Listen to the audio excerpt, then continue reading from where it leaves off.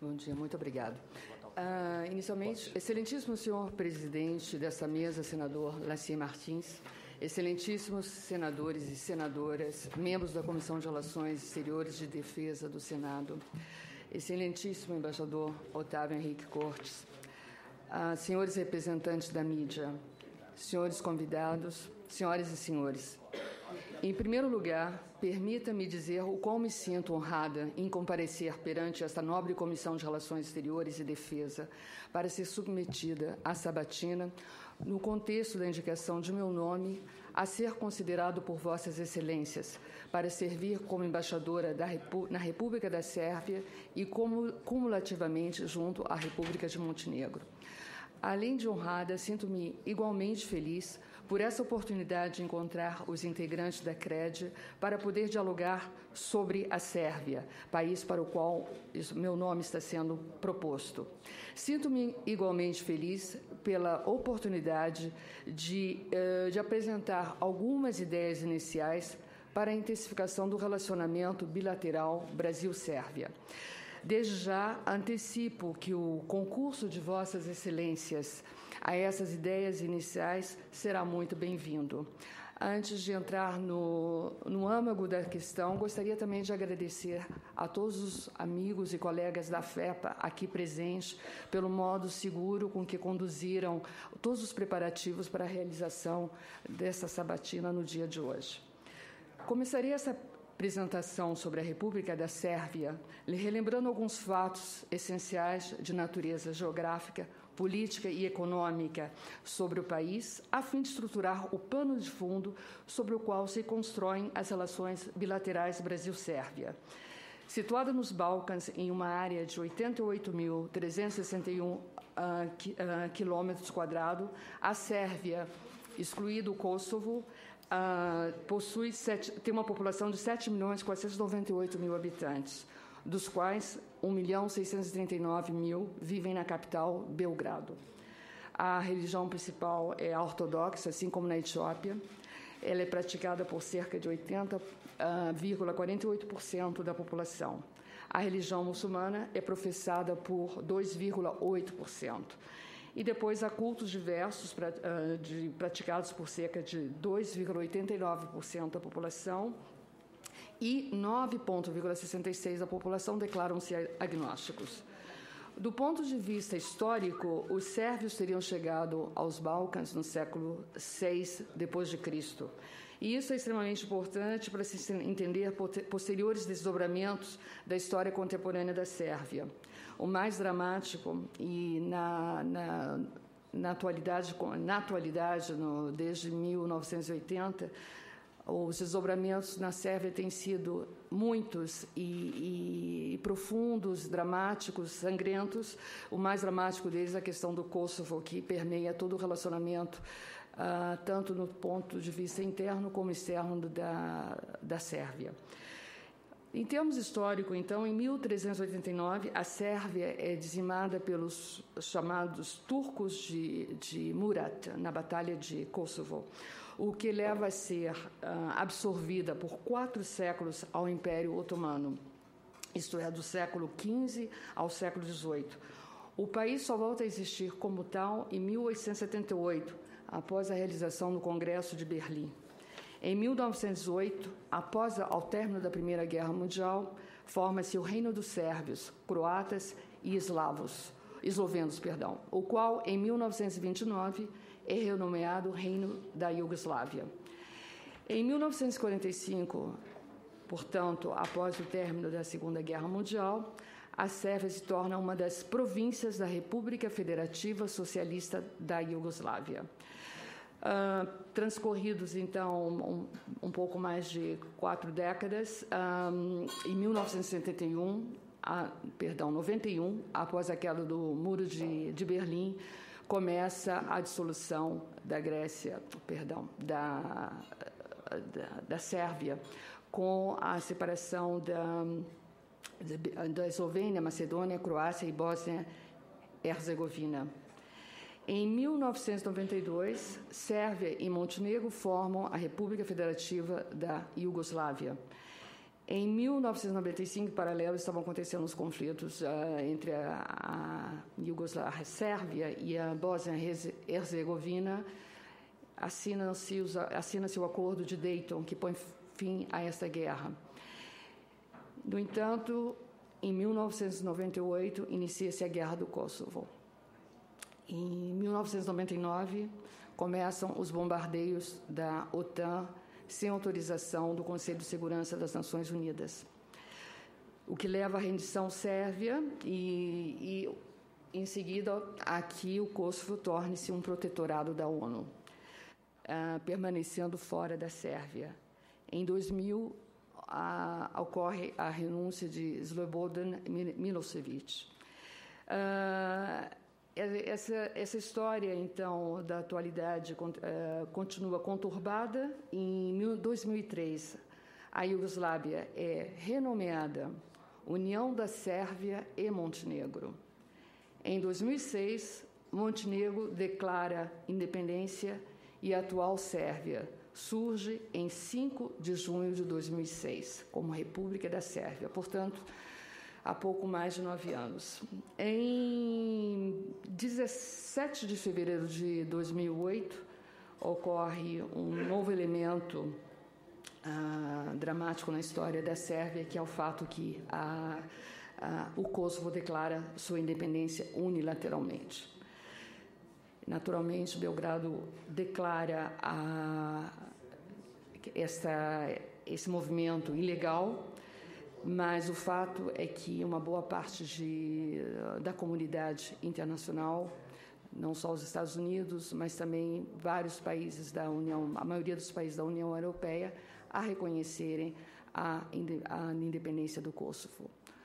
Nesse caso, é importante ressaltar a posição do Brasil, que é o não reconhecimento da independência do Kosovo. E isto é um fator importante de aproximação entre o Brasil e a República da Sérvia. Essa situação da independência, da declaração unilateral da independência do Kosovo, criou uma forte tensão na comunidade internacional e que deixou a Sérvia numa posição muito fragilizada e levou à mesa de negociações em Bruxelas, que a União Europeia atuou como mediadora da situação, de modo que foram 10 rodadas de negociações em Bruxelas até que finalmente fosse assinado o acordo de princípios que regulamenta o relacionamento entre as duas entidades, porque o Kosovo não é reconhecido como um país internacionalmente, e que permitiu finalmente que a Sérvia possa ser considerada como a candidatura dela à União Europeia pudesse ser considerado, o que começou efetivamente a ocorrer a partir de janeiro de 2014. Retornando às características políticas da atual República da Sérvia, trata-se de uma república parlamentar com separação de poderes, regime de autonomia para o Kosovo, Metória e Vojvodina. Sua Constituição é de 8 de novembro de 2006. Depois dessas negociações, essas 10 negociações ocorridas em Bruxelas, naturalmente que isso provocou um forte desgaste das autoridades envolvidas nessas negociações, de modo que, sendo democracia parlamentar, em 2014, houve eleições no país. E essas eleições provocou, digamos assim, uma mudança importante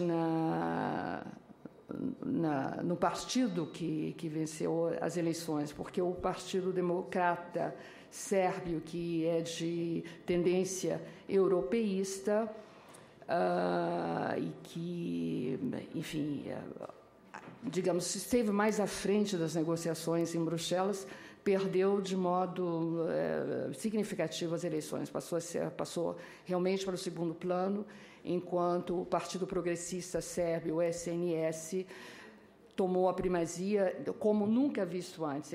O partido ele tem um percentual de 63% de 250 assentos no parlamento. Então, foi realmente uma vitória esmagadora. No entanto, apesar disso, houve intenção, boa vontade, no sentido de formar uma coalição com o segundo partido, o Partido Social Democrata, e isso que tem criado uma situação de harmonia, de funcionamento interno. Externamente, o fato de ser um governo, digamos, que é mais nacionalista, provoca, naturalmente, um certo impacto no entorno do país, especialmente com a Bósnia-Herzegovina, cria-se tensões, com a Croácia cria-se tensões, e, por outro lado, cria-se, digamos assim, com a Albânia, por outro lado, está se criando uma distensão que é muito benéfica para o entorno, para a criação de um ambiente de paz e segurança. E, nesse contexto de um governo mais, digamos, com uma identidade mais eslava, está se criando uma relação privilegiada com a Rússia nesse contexto. Eu falaria agora um pouco sobre a situação econômica, sobre a economia da República Sérvia. A economia, depois de 2008, depois da crise financeira de 2008, passa por grandes desafios de dívida pública, desafios de crescimento, mas está de endividamento externo, mas continua com projetos de crescimento e tentando equilibrar a sua economia. Este ano, um fato significativo foi o fato de, em janeiro deste ano, terem assinado um acordo com o FMI. Uma outra característica da economia sérvia, e nisso é importante esse acordo com o FMI, que é uma economia que é chamada economia de transição. Ainda tem muitas características da época socialista e com empresas públicas que hoje em dia estariam obsoletas e que necessitariam passar por um processo de modernização para que o país pudesse competir em igualdade de condições no mundo globalizado. No que diz respeito às exportações da Sérvia, mais da metade destina-se à União Europeia. Outros destinos individualmente são a Alemanha, 11,6%, Itália, 10,6%, Bósnia-Herzegovina, 9,5% e Romênia, 8,2%. Os principais fornecedores de bens para a Sérvia, são a Rússia, 10,9%, a Alemanha, 10,9%, Itália, 9,7% e China, 7,3%. Nessa categoria de principais fornecedores de bens para a Sérvia, o Brasil aparecia em 2012 em 36ª posição, o que estatisticamente representa 0,4% desse grupo de fornecedores. E eu obtive uma informação mais recente a esse respeito. O Brasil teria passado para a 33ª posição, e como fornecedor de bem para a Sérvia, e estaria agora na posição de 0,5%. Pois bem, nesse cenário de que o Brasil estaria agora na faixa de 0,5%, eu acredito que um dos principais objetivos de trabalho seria aumentar o máximo possível o total das exportações brasileiras para a Sérvia, que nós adquiríssemos o melhor papel nisso. Resumidamente, as exportações do Brasil para a Sérvia são, no ano passado, 122 milhões, apresentou um crescimento de 8,18%. O principal produto exportado pelo Brasil é o café. O ano passado teve uma novidade: resíduos de soja para ração animal atingiu o total de 20 milhões. Normalmente, os maiores produtos que nós vendemos são tabaco, suco de laranja, estanho, calçado, celulose, ferro, liga e compressores para aparelhos de refrigeração.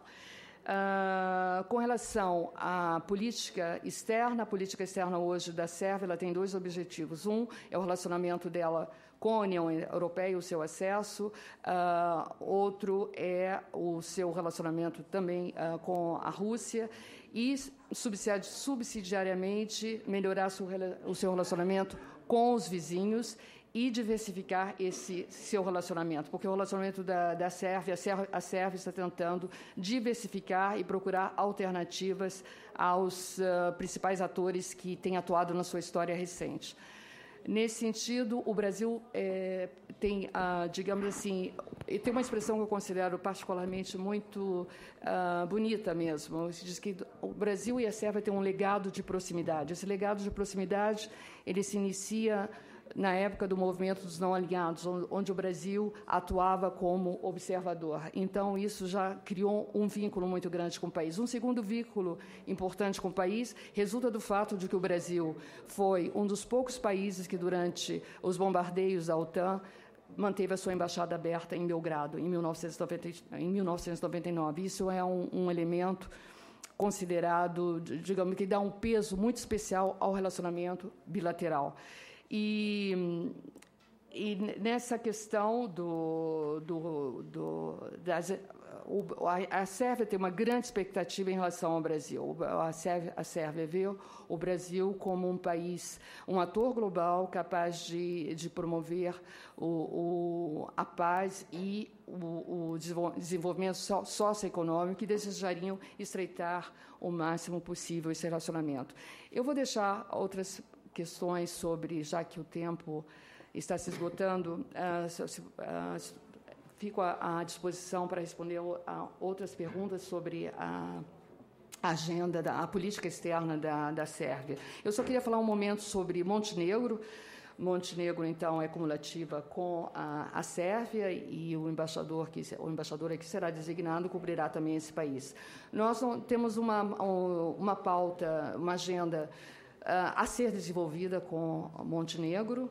Basicamente, Montenegro tem dois elementos importantes em termos econômicos. Um é a infraestruturas e outro é o turismo. Eu acredito que a questão do turismo é um assunto que poderia merecer um tratamento, digamos, mais aprofundado por parte da Embaixada do Brasil na Sérvia, através de contatos, realização de seminários específicos sobre turismo, de modo a aumentar o fluxo turístico para esse país. Senhor presidente, se o senhor me permitir, o tempo já... Tem tempo ainda. Eu ficaria por aqui e começaríamos, então, a interação com a distinta Assembleia. Obrigada. Pois não.